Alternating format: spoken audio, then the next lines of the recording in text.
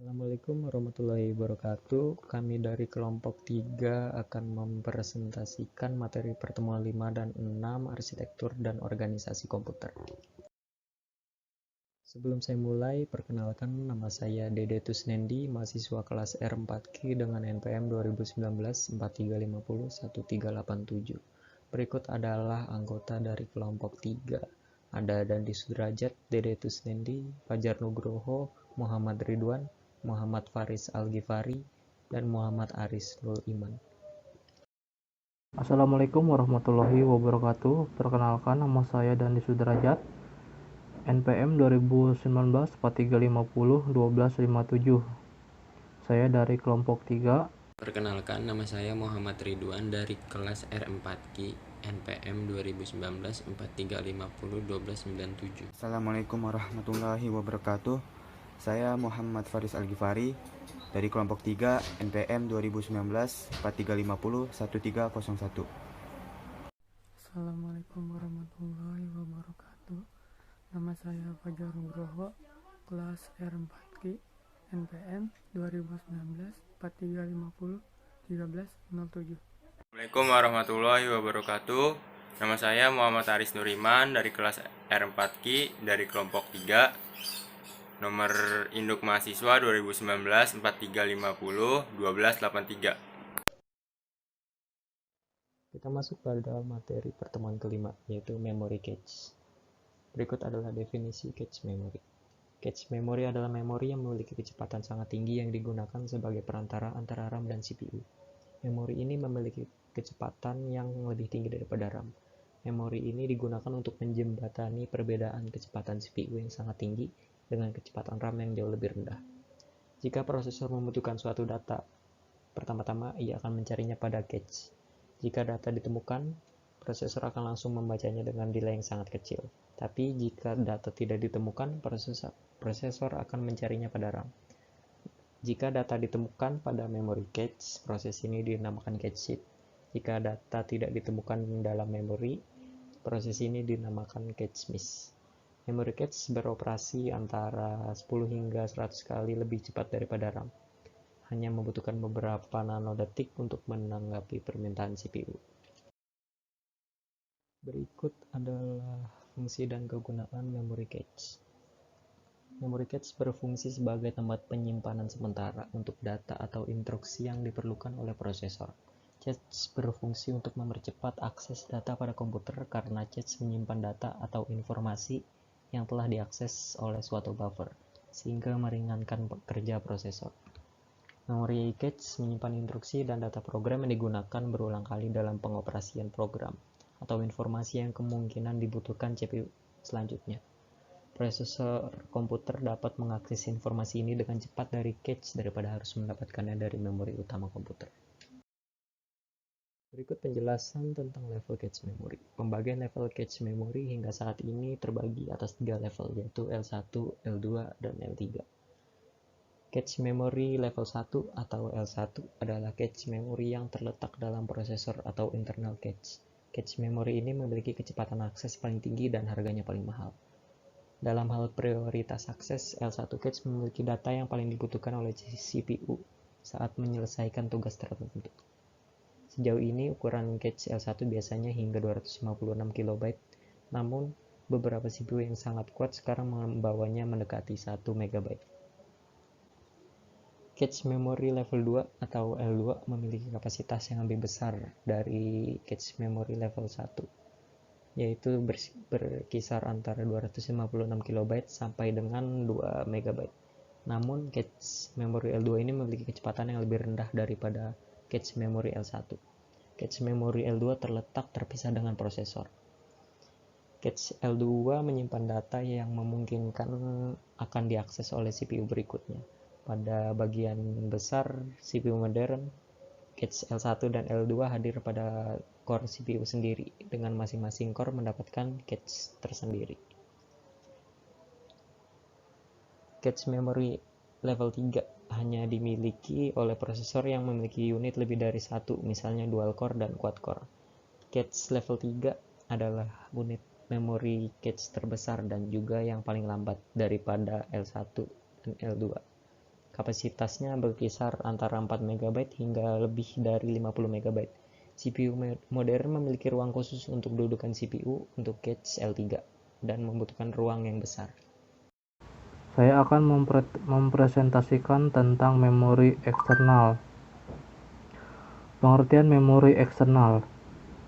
Memori eksternal adalah perangkat keras hardware yang digunakan untuk melakukan operasi penulisan, pembacaan, dan penyimpanan data. Pengertian simpelnya, memori eksternal adalah perangkat keras yang dapat menyimpan data. Beberapa perangkat dapat mendukung operasi baca tulis, termasuk hard disk, flash disk, CD card. Ada juga perangkat yang hanya mendukung satu kali penulisan seperti CD, DVD. Untuk lebih jelasnya akan kami jelaskan satu persatu. Contoh memori eksternal. Yang pertama ada flash disk, hard disk, DVD, CD atau compact disk, memori CD, memori SD, pita magnetik, disket. Pengertian solid state drive atau SSD. Solid State Drive (SSD) yaitu inovasi terbaru dari media penyimpan data. SSD merupakan media penyimpanan data yang menggunakan Integrated Circuit atau IC yang dirakit sebagai memori untuk menyimpan data secara persisten. Fungsi Solid State Drive atau SSD. Fungsi SSD seperti hard disk, yaitu sebagai media penyimpanan data. Hanya saja, apabila laptop kita menggunakan penyimpanan data SSD, maka performa laptop tersebut akan lebih cepat dibandingkan menggunakan hard disk. Cara kerja Solid State Drive atau SSD. 1. Solid State Drive atau SSD dibuat dengan menggunakan tipe memori flash memory dan hampir mirip dengan komponen penyusun dari RAM. SSD ini sangat berbeda sekali dengan RAM. RAM tidak dapat menyimpan data pada ketika komputer atau laptop dimatikan. Sedangkan SSD akan tetap mampu menyimpan data walaupun komputer tidak dinyalakan. 2. SSD menggunakan semacam jaringan sel elektrik yang dengan cepat mengirim dan memanggil data. Jaringan listrik ini terbagi menjadi bagian-bagian yang disebut PEX. PEX atau halaman ini merupakan daerah di mana data-data akan tersimpan. Kemudian, PEX ini dijadikan satu untuk membentuk blok. Komponen-komponen penyusun Solid State Drive atau SSD. 1. Controller. Controller yaitu sebuah embedded prosesor yang menjalankan instruksi firmware. Controller merupakan faktor penting yang akan sugesti performa dari SSD. Fungsi-fungsi yang dilakukan oleh controller diantaranya error correction atau ECC, wear leveling, bad block mapping, read scrubbing, and read disturb management, read and write caching, garbage collection, encryption. Controller pada SSD berfungsi untuk menjembatani komponen memori NAND pada SSD dengan komputer. 2. Flash Memory Based. Banyak pabrik-pabrik besar menggunakan non-volatile NAND flash memory sebagai bahan pembuatan SSD. Alasannya lebih murah dibandingkan DRAM dan tentunya bisa mempertahankan data tanpa adanya suplai daya secara terus-menerus, dan juga bisa menjamin data tetap persisten walaupun daya mendadak mati. Dalam hal kecepatan tarasan, flash memory memang lebih lambat dibandingkan DRAM. 3. DRAM based. SSD yang menggunakan DRAM ditunjukkan untuk memfokuskan pada kecepatan terus data yang ultra. Biasanya SSD yang menggunakan DRAM akan menggunakan baterai internal atau AC atau DC, adapter, dan sistem backup storage untuk mempertahankan presentasi data selama tidak ada daya listrik yang mengalir ke SSD. 4. Cache atau buffer. Data yang sering digunakan akan tetap ada di cache selama drive beroperasi. Setelah tidak ada operasi, data akan hilang. 5. Baterai atau superkapasitor. Kapasitor atau baterai diharapkan untuk menjaga integritas data sehingga data dalam cache dapat disalin ke drive dikala listrik padam. Baterai atau superkapasitor sangat dibutuhkan oleh SSD dengan memori flash tipe MLC. Alasannya, data sangat rentan korup jika listrik padam. Namun untuk SSD dengan memori flash tipe SLC, persoalan korup data tidak ada. Dan memang kebanyakan tidak dilengkapi baterai dan superkapasitor. Baik, di sini saya akan menjelaskan materi pertemuan 6 part ketiga, yaitu cloud computing. Pengertian cloud computing.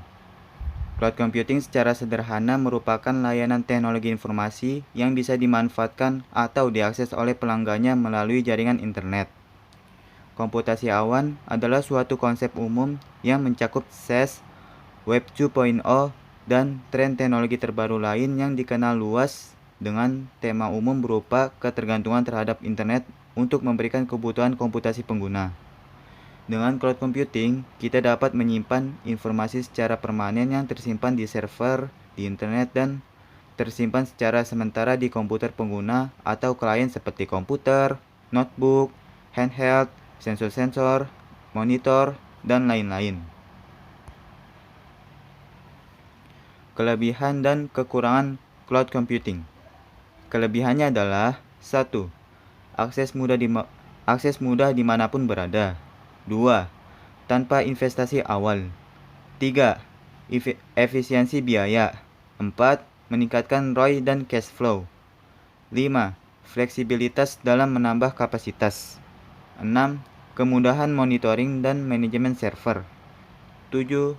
Meningkatkan availability dan ketersediaan data fokus dalam melakukan bisnis dan pengemanan perusahaan. Kekurangannya adalah 1. Sistem ini memerlukan koneksi internet yang konstan. 2. Sistem cloud computing juga tidak dapat bekerja dengan koneksi internet yang lambat. 3. Dapat melambat. 4.